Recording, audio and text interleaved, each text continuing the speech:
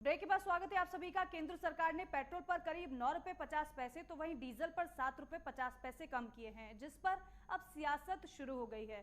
कांग्रेस और बीजेपी एक दूसरे पर आरोप प्रत्यारोप कर रही है। दोनों पार्टियां एक दूसरे पर आरोप प्रत्यारोप लगाते हुए नजर आ रही हैं। पिछले दिनों पेट्रोल की महंगाई में कटौती को लेकर कांग्रेस के प्रदेश सचिव रवि पांडे ने इसे जनता से छलावा बताया था। वहीं राज्य सरकार को छलावे की सरकार बताते हुए बढ़ते पेट्रोल के दाम पर राज्य सरकार से भी पेट्रोल की कीमत को कम करने की बात कही।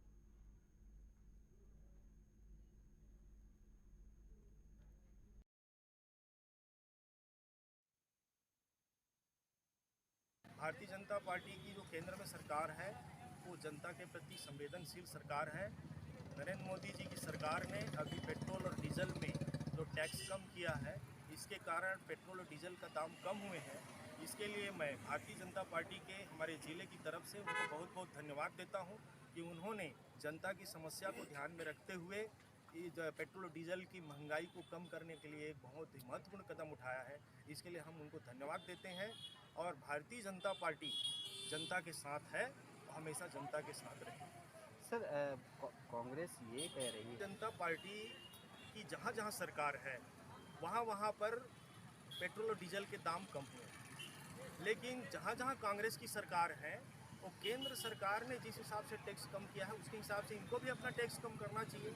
ये हम मांग करते हैं, लेकिन ये अपना टैक्स कम नहीं कर रहे हैं। तो इससे पता चलता है कि जनता के साथ कौन है और कौन जनता के खिलाफ। भारतीय जनता पार्टी की जब जब सरकार रही है महंगाई पर अंकुश रहा है, विराम रहा है और हम देश के लिए, देश की रक्षा के लिए, देश के विकास के लिए काम करने वाले लोग हैं। और वही उज्जैन के बड़नगर में बीती रात एक महिला और उसके 1.5 साल के बेटे की रस्सी से गला घोंटकर निर्मम हत्या कर दी गई। मौके पर पहुंचे उज्जैन एसपी में बीजेपी ने एक दिवसीय धरना प्रदर्शन कर पिछड़ा वर्ग को छत्तीसगढ़ में 27% आरक्षण देने की मांग की है।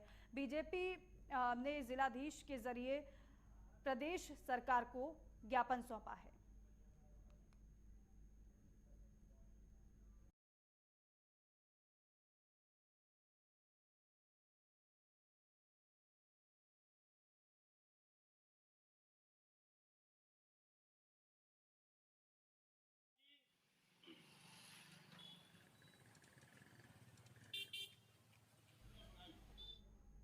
और अब खबर जांजगीर चांपा से है, जहां चांपा स्टेशन के सामने फल विक्रेता की दुकानों पर रेलवे और प्रशासन की लाठी चलने से विक्रेताओं की भूखमरी जैसी स्थिति बन गई है। फल विक्रेताओं का कहना है कि हमारे पास पड़े फल खराब हो रहे हैं और दुकान टूट जाने से बिक्री करने में काफी दिक्कतें आ रही हैं। ठेलों को स्टेशन के सामने से ले जाने पर भी रोक लगा दी गई है। हमारे फलों की दुकान को लगाने के लिए हम प्रशासन से गुहार लगा रहे हैं कि हमारे भी उचित व्यवस्था करें, जिससे कि हम और हमारे परिवार की जिंदगी अच्छे से चल सके। नहीं तो हम सड़क पर धरना प्रदर्शन करेंगे, अपने प्राण त्यागने पर मजबूर होंगे।